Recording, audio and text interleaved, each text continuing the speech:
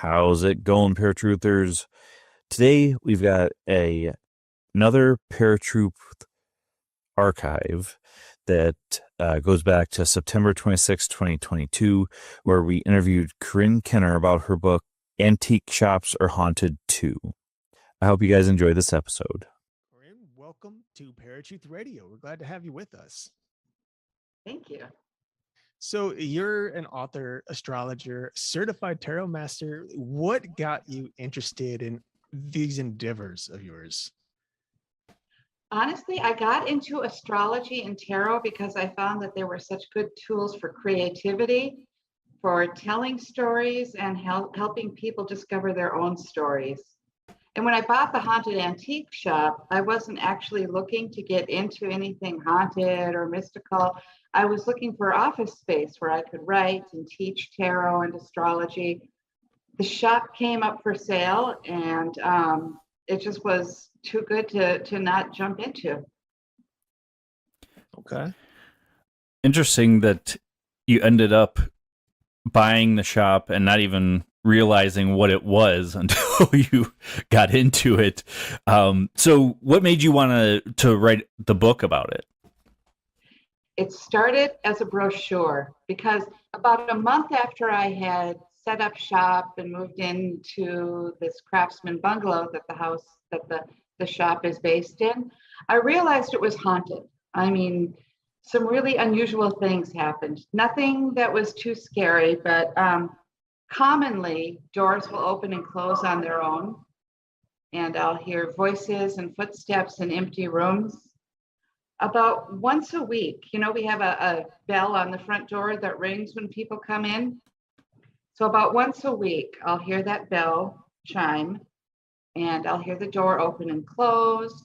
I'll hear people walk in, kind of talking quietly among themselves, and I jump up from my desk to say hello to the new customers, and there's nobody here.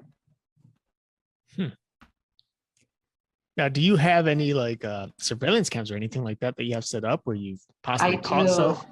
I have a camera here, and I have not caught anything on my security camera, but ghost hunters have come in and seen orbs and lights and movement. They've come in with those laser grids that can detect spirit movement. Those tend to flicker. One of the things I didn't know when I started is that ghost hunters will typically use these little cat toys to look for ghosts, little balls that move. And they would put these little cat toys on our checkout desk, which is perfectly level. And when they ask it to move, the balls light up and roll away. Wow. So there's camera evidence of spirits, and there've been some interesting voice recordings as well, EVPs. Now, you mentioned the most taboo thing that you can mention about paranormal investigation, and that's orbs. So the orbs that they caught, I'm assuming, were moving intelligently, not necessarily what you would expect from a bug or something like that. Answering requests, yeah, and these would be in the dark, not in sunlight or flash. Okay. So these aren't that we only saw in video. Okay.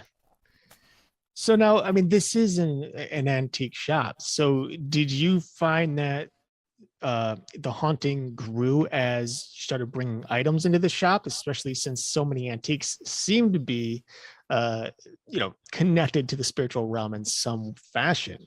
How did that go? One of the most interesting artifacts that we brought in was a little doll, which we named Charlie. It's always the dolls. Always the dolls. And we would notice that Charlie's arms would move. A few people have seen him move slightly in real life. But what I noticed is that I would put the arms on, he sits in a little chair, and I would put the arms on the chair. And when I come in the next day, his arms would be outstretched and higher than I had left them. So it's not like they're moving because they're falling for gravity. It's like he's reaching out to say hello. Right. Yeah. And the creepiest or strangest thing with Haunted Charlie is that for a while we had him in a closed wooden armoire called our Cabinet of Curiosities. And at one point we had some people in the shop who believed in ghosts, but were a little afraid of ghosts. And we all looked at the objects in the cabinet and closed the doors. And suddenly we heard this banging noise coming out of the cabinet. And we thought, oh, maybe something fell off. Maybe it got jiggled. But when we opened the doors, he was turned completely around in his chair and everything. And he was sitting on a little crochet doily that was rumpled as if somebody had taken their hand and twisted him all the way around. Wow. Yeah. And there Now- are pictures of that in the book that I took with my cell phone that day.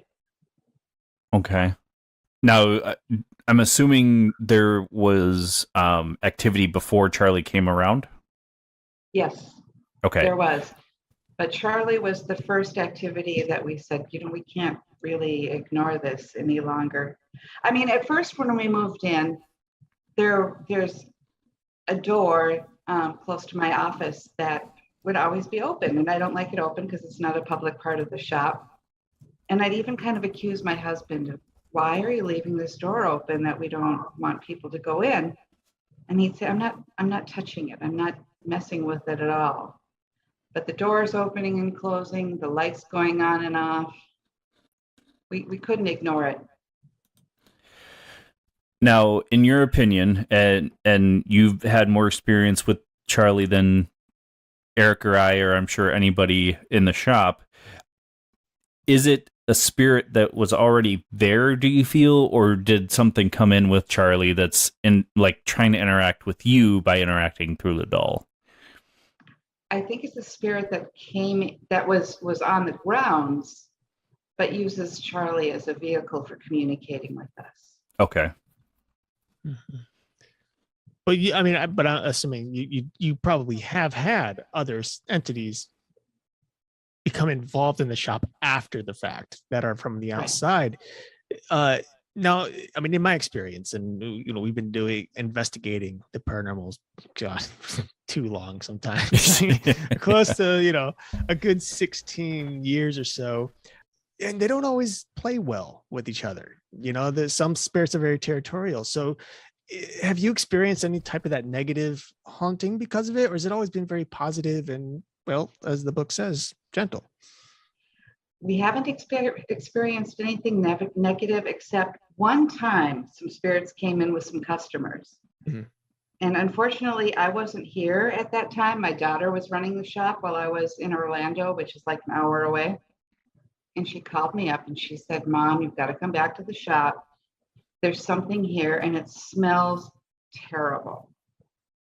And I was like horrified because I thought, what could it be?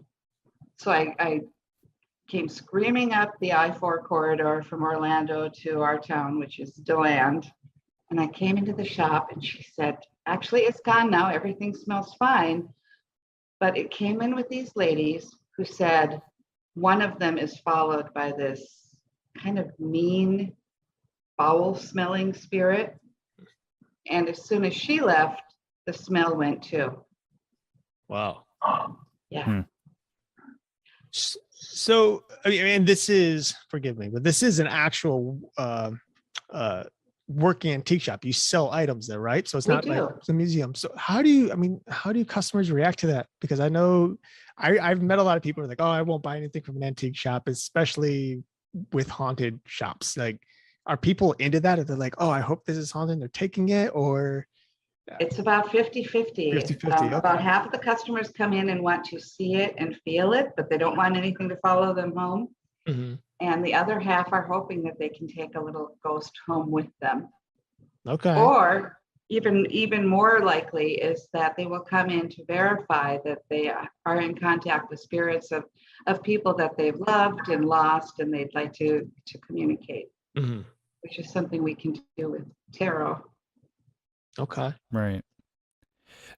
Now, are you or your daughter sensitive at all? Everybody in our family is, yeah. Okay.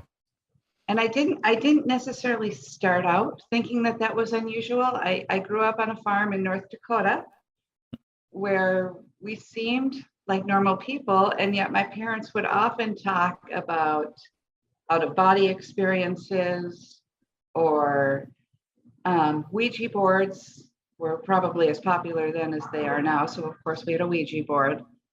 I didn't realize that so many people are not in touch with their intuitive side, and that so many people are afraid to talk about spirit experiences that they've had. One of the most eye-opening things for me here at the shop is that people will come in and say, do you believe in ghosts? Do you see ghosts? And at first I think they're being very skeptical and sort of challenging me. But then as soon as they see that I do, and this is a safe place for them to interact, they start telling me their own ghost stories. They start telling me about seeing ghosts walking 2 or 3 feet above the floor in their old homes, or seeing ghosts walk through walls where there used to be doorways. A lot of people keep it very private and very secretive until they know that they're allowed to talk about these things. Wow. Now, you mentioned you grew up in North Dakota. You grew up in Devil's Lake. One thing that I have kind of found, and it varies depending on where you're at, is the openness of people to be open to the paranormal, talk about ghost stories. Hey, I am sensitive, that sort of stuff. Do you feel that the places that you would go, you would find that it is a little more taboo in certain areas than others? I actually think it's more taboo in big cities, where people feel like they have to be a little more urban, a little more sophisticated. People in small towns like the one I grew up in are much more closely connected to legends and lore and stories that have been passed down from generation to generation. Okay. Do you think that there's a specific reason behind it, other than the fact that, the city folks simply feel like they need to be more in tune to, the public, the reality of things? Or is it more so just, because it's a small town, people talk, and when they talk, the stories grow, and you just kind of grow with it? I think there's a little bit of both. I think in a small town, more people have shared experiences. Mhm. In a larger city, it's not something that necessarily comes up in normal conversation. Okay.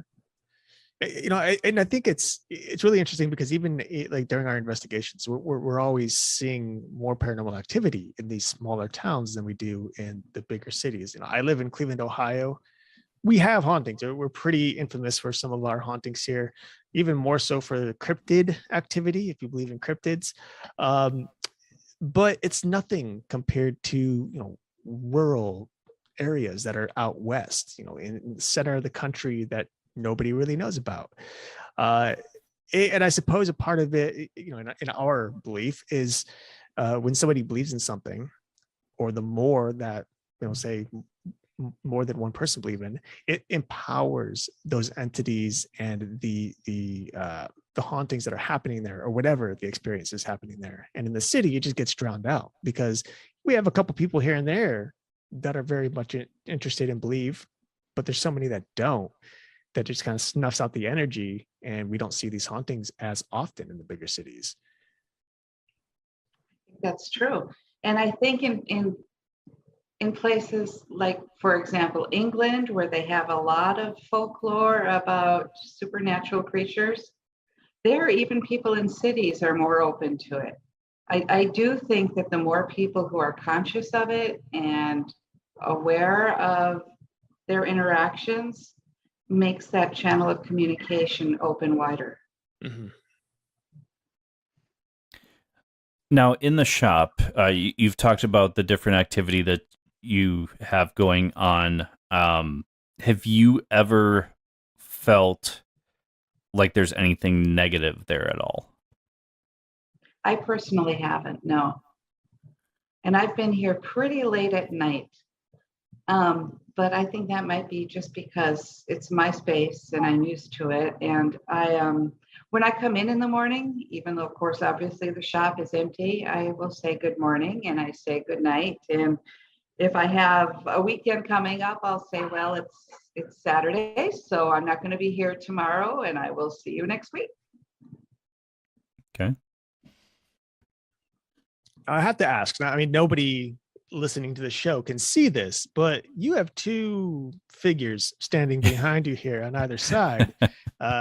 Costumed mannequins, or what would you call them? Yeah, Exactly. they're costumed mannequins. Okay. They add a little atmosphere. I do try to be fairly careful that I don't have too many gimmicks standing Mhm. around. It's so tempting, especially at Halloween time. You see so much Oh, for cool sure. Halloween decor. But I'm pretty careful to keep my haunted antiques genuine. Okay. Yeah. I was going to ask because we are pretty close to October here, so I wasn't sure if this was just for the season or year round. Yeah, I have them year round. I put them up for Halloween about 3 years ago, and I liked them so much I left them. Yep. The man behind me, the ghost groom, is actually wearing a Stetson hat because this town is the home of Stetson University. Okay. And John Stetson, who founded the hat company, actually had a mansion here that's very, very haunted. And part of my stories in my book are about places I call neighborhood haunts, because DeLand has quite a few haunted buildings, like a haunted theater downtown where the ghosts of a young brother and sister will be seen and heard singing and dancing in the wings when there's a performance going on. Mm-hmm. There are a couple haunted hotels in DeLand. And Stetson University actually has a mausoleum on campus where one of the college presidents and his wife and their little dog are buried. So they're part of my book too. A lot of people have said that when they're walking either at sunset or at dawn, they will see this bizarre little old man and old woman walking their dog across campus. And they seem pretty normal, except they're dressed in kind of period clothing from the 1920s or 30s. They will stop and chat and talk about what nice weather we're having and what a cute dog they're walking. And they'll take a few steps and look back, and the couple has just disappeared into thin air. Wow. That would be an incredible experience. Yeah. Now, you mentioned that a paranormal investigation team came in and did an investigation, and you had mentioned EVPs. Have you ever just tried setting up a voice recorder and letting it record throughout the day to see what you catch? I haven't done that. I've asked questions and gotten responses. Okay. Some of the questions we've asked are, do they like what we've done with their old house? And they say yes. I was a little miffed a couple weeks ago. We had some paranormal investigators come in with their EVP, and they asked if the ghost knew who I was. And on the recording, we could hear back Corrine, but my name is pronounced Corrine. Okay. So I kind of wish the ghost would get my name right next time. That's the one thing is there's so many pronunciations, and maybe they've only seen it spelled and not really paid attention to it being We said. only saw it on the cover of the book. Yeah. Right.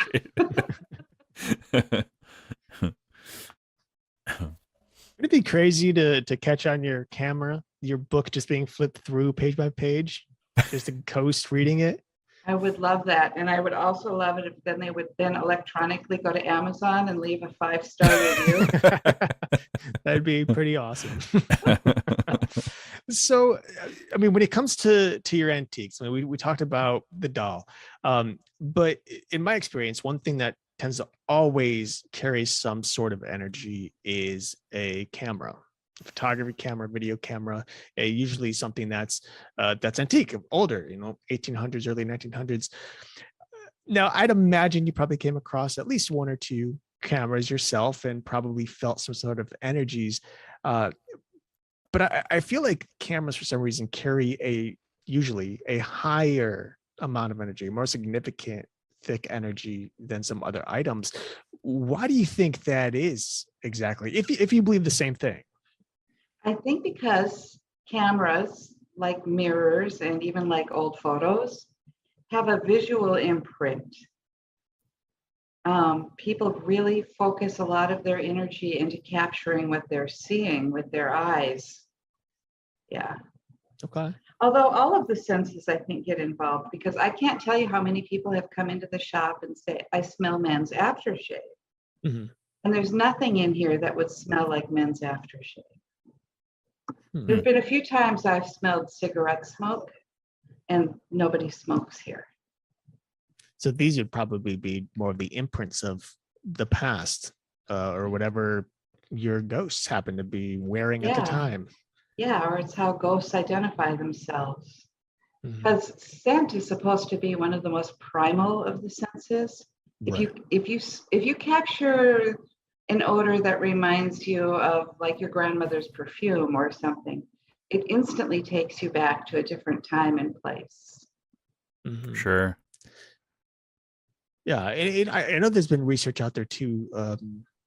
Nothing significant to prove one way or the other, but there's a belief that spirits are able to somehow manipulate the scent within the atmosphere, within the room, for one reason or another, whether to trigger a certain emotion or to try to direct you into a certain, into a certain path, a question, or a part of your investigation. Now, I don't know if that's possible, if spirits can actually manipulate energy to create their own smells, or if it just happens to be one of those timestamps, much like a gunshot going off, during a horrible time. We hear so many, stories around the world of, oh, at this time of the week, this time of the night, you hear a pop. And if you trace it back to whatever time years ago, you find, oh, there's a gunshot, something horrible happened, and there's been an imprint. I don't know if sense can really do that, because in my experience, the only imprints in time are usually based on very horrific tragedies, as opposed to good or not lighthearted, but someone who may pass regularly or in a normal fashion may not leave the type of imprint that something of horrific substance would. One of the imprints that I've noticed here at the shop is the sound of horses and wagons. Oh, okay. We're on a major thoroughfare through town. We're on a street called New York Avenue, and on Saturdays late in the afternoon or Sundays in the afternoon, if I happen to be here in the shop, I will hear the sound of a horse and wagon going by. And it's a very distinctive sound. You can even kind of hear the leather of the horse's reins and Wow. and the iron wheels. And I look out, there's nothing there. But because this was the main thoroughfare through town, and the very first people who lived here lived basically right across the street from the shop, Mm-hmm. I tend to think that they imprinted this street with what they recognized and what they felt and what they heard at the time. And I'm not the only one who's heard that either. My daughters have heard it, my husband. It's never happened when we've had customers in the shop, because it happens during very quiet times. To kind of comment on what you said, Eric, about the cameras, I mean, there are people even today that won't get their picture taken because they believe a picture is stealing their soul or a part of their soul. And even going back into history, I mean, there's tons of people that believe that, or groups of people. So it maybe there is something to that,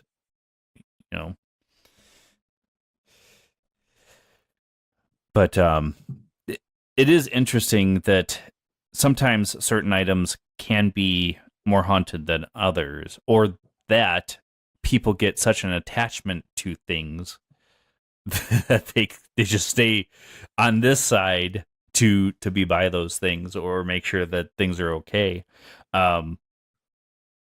Now, doing business and having people come in and out, have you ever noticed that people are attracted to certain items hoping that they're haunted? Yeah. One of the most interesting things that happened here is we found a antique silver letter opener in the back of the shop that seemed to have come out of nowhere. Nobody knew where it had come from. Nobody recognized it. So I put it in the cabinet of curiosities because it was beautiful and obviously antique. And a businessman came in looking for gifts for himself. Well, not for himself, but for his wife. And he saw the letter opener. And he said, I have been looking for a letter opener like this for my desk. He picked it up and he looked at it and he said, this one has my name on it.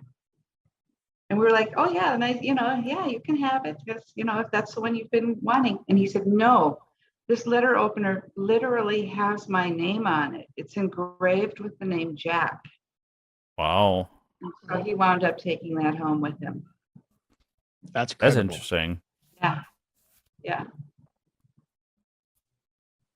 It's really amazing how, because we talk about one person's trash is another person's treasure.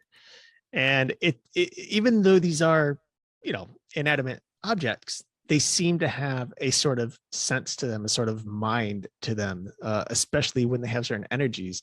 And, I think a lot of people think that energies or spirits have to be human or some sort of thinking entity, but that's not entirely the case. An energy is a free flowing thing that exists within itself. And maybe it doesn't think necessarily, but it moves, it reacts, it changes based on its environment. I think one of the best ways to sum that up is when there's an argument and people often say, oh, the energy's thick or the tension is, you can cut it with a knife. Like that's a representation of how an energy is changing just based on emotion.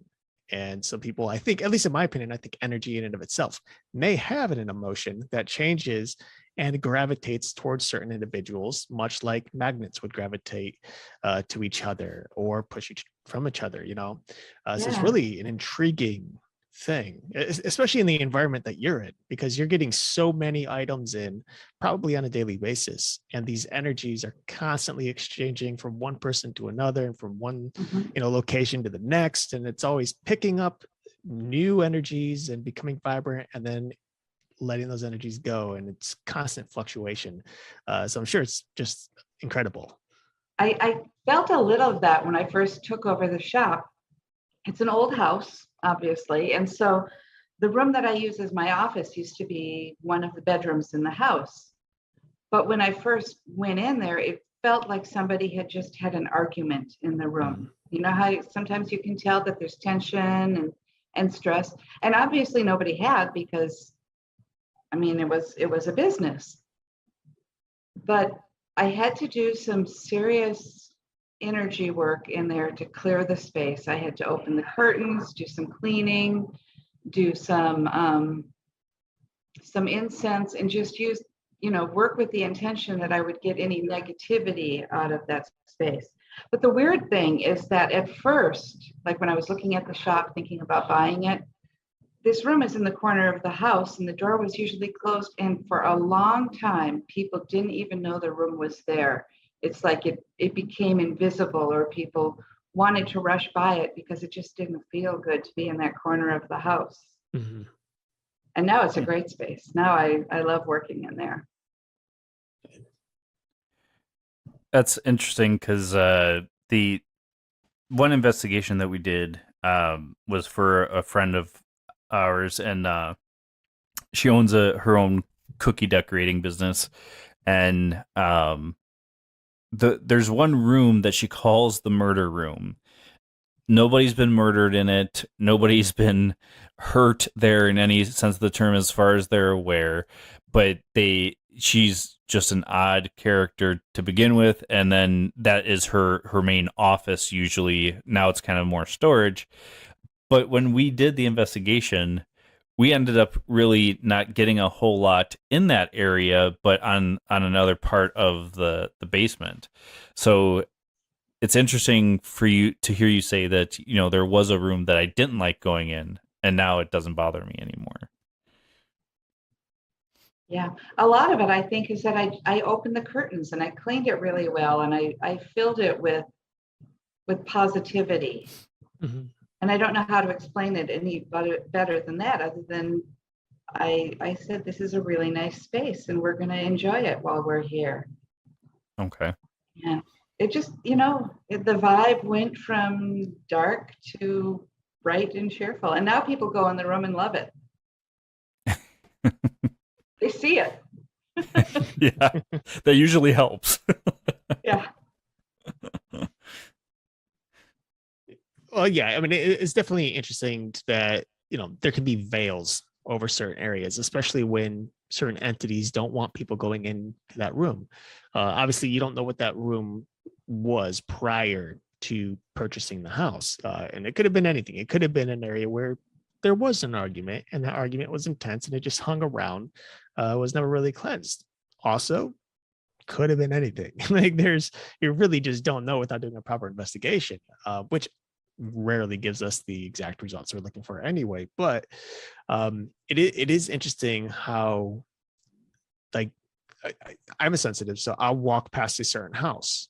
Like I'll be walking on the street and all of a sudden I come across a house and there's just this chill and heaviness across the side of my body that's facing the home. And it's just like, you look at it and it looks like a normal house, but it also looks like a darkness hovering, like a shadow hovering over it, and there's really no real rhyme or reason to it. Can't explain it myself without stepping in and doing an investigation or talking to the homeowners. But it's one of those things that exists, and there are like full towns that are like engulfed in shadows. When we consider the Mothman stuff that happened in Southern Ohio and West Virginia, that's town to this day. Actually, this coming weekend is I think it's this weekend, is the Mothman Festival. Mm-hmm. So this is a celebration that they have for a very horrific tragedy, and people are still hanging on to it. And there's still horror over this entity, not knowing what it was. And yet people still believe it exists. And they're wondering, where it went, why it showed up. And there's this constant loom and gloom, Wow. and it's like, what, why? But it's Yeah, one of the mysteries.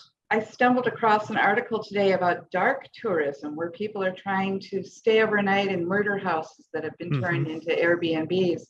And I thought, I hope nobody thinks I'm doing dark tourism, because like the title of the book, it's gently haunted and we only have good experiences here. And that's how I want to keep it.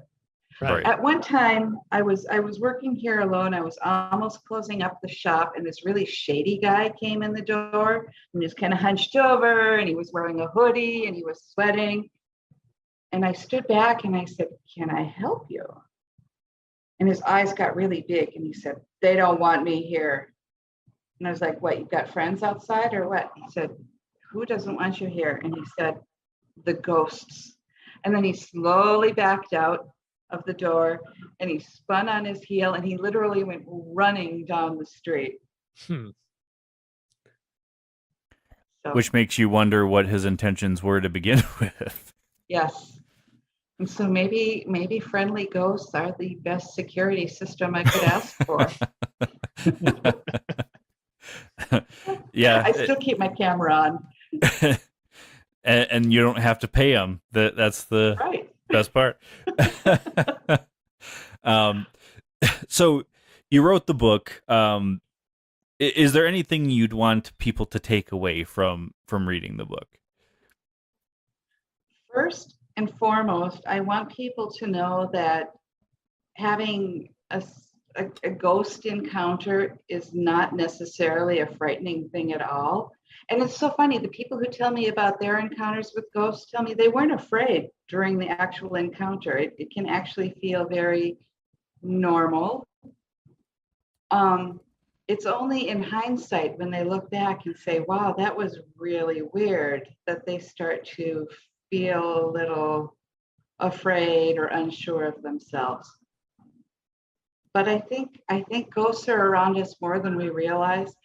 I also want people to know that if there is somebody in the afterlife or on the other side that they want to reach out to and contact, that sometimes it's as easy as saying their name. I notice when I'm doing readings for people, if we call them in, we can sense a new presence in the room. And that can be very reassuring to people as well. Right. Cool. So just not all hauntings are bad, and they don't have to be. No, not at all. Plenty that just want to say hi and hang out for a bit. I mean, if your grandma was nice in life, there's no reason grandma's going to turn evil after death. That makes sense to me. All right, Corrine. Well, we are at the end of the show here, so I do want to give you a moment to tell everybody where they can find you, where they can locate your book, and of course, any other info you'd like to share. Sure. You can find me everywhere online by searching for Haunted Antique Shop. We're on social media as Haunted Antiques or Haunted Antique Shop. My books are available on Amazon.com and BarnesandNoble.com, and my website is hauntedantiqueshop.com. Awesome. Right. Well, thank you so much for joining us today. It's been lovely talking to you. Thank you. So I'm just going to say goodbye and talk to you later. Thanks so much.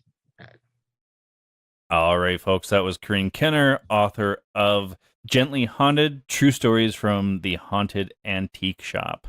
Definitely check out the book.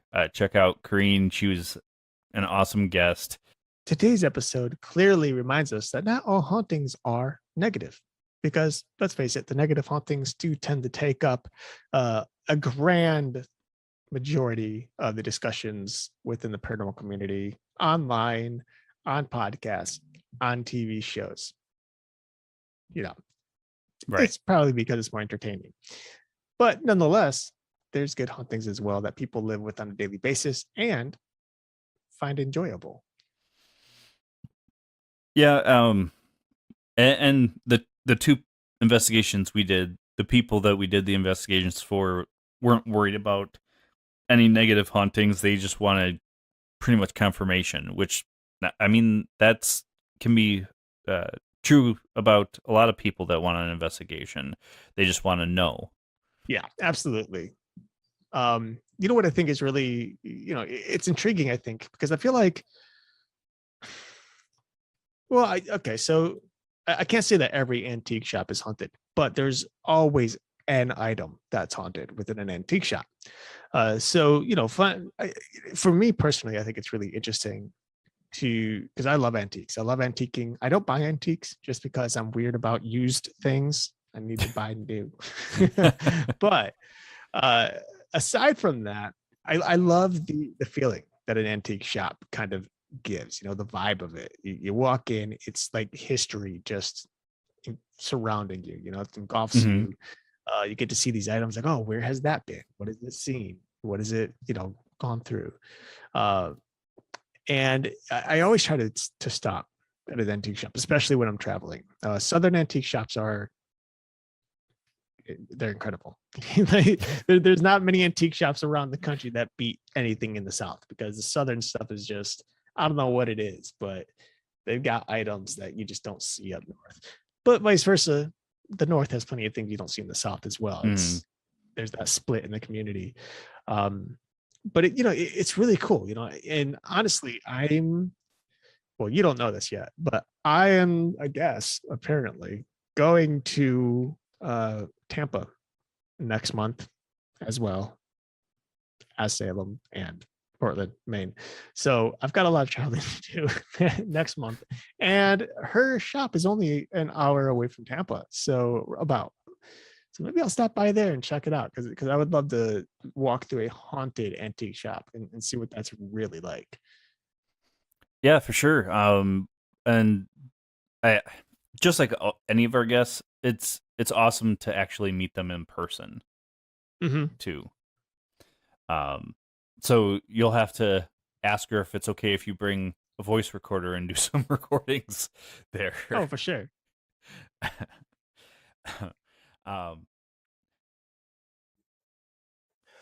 All right, folks, I hope you enjoyed this episode of ParaTruth Reborn, where we revisited our episode with Corrine Kenner about her book, Antique Shops Are Haunted Too.